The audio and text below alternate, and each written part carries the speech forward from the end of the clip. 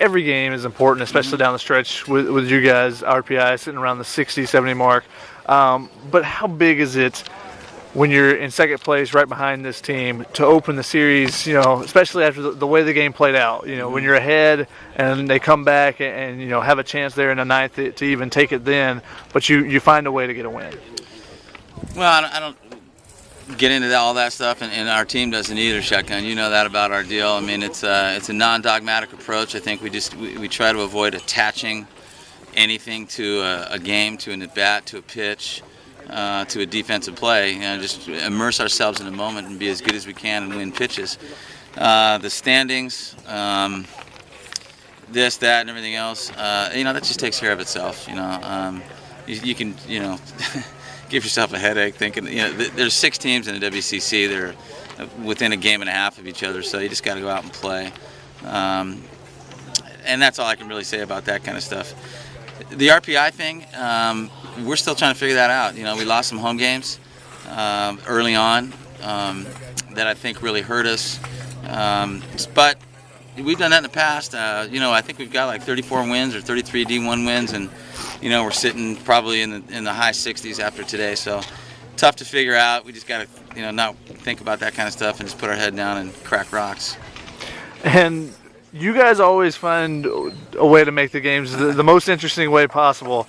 Today, both times that Pepperdine scores, it starts with a strikeout wild pitch. Right.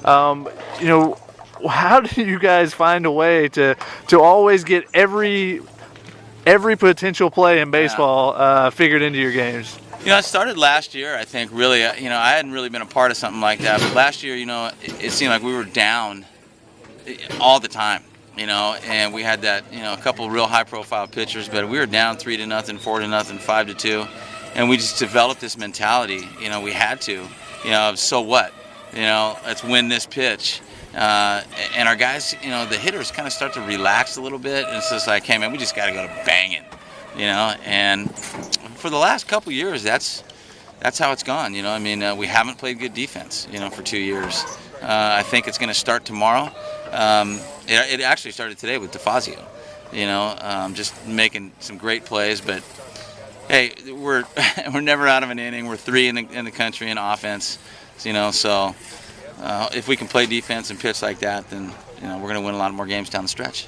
And talking about your pitching, what did you think of Lucas Long today? Man. Best performance of the year. I can't say enough about the job that he did.